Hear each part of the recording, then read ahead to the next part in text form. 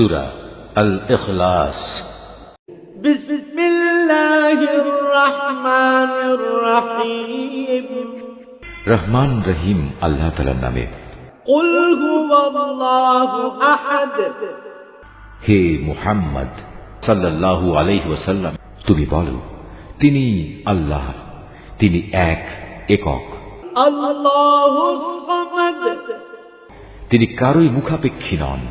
লাম ইয়ালিদ ওয়া লাম ইউলাদ। তার থেকে কেউ জন্ম নেয়নি, তিনিও কারো থেকে জন্মগ্রহণ করেননি। ওয়া লাম ইয়াকুল লাহু কুফুওয়ান আহাদ।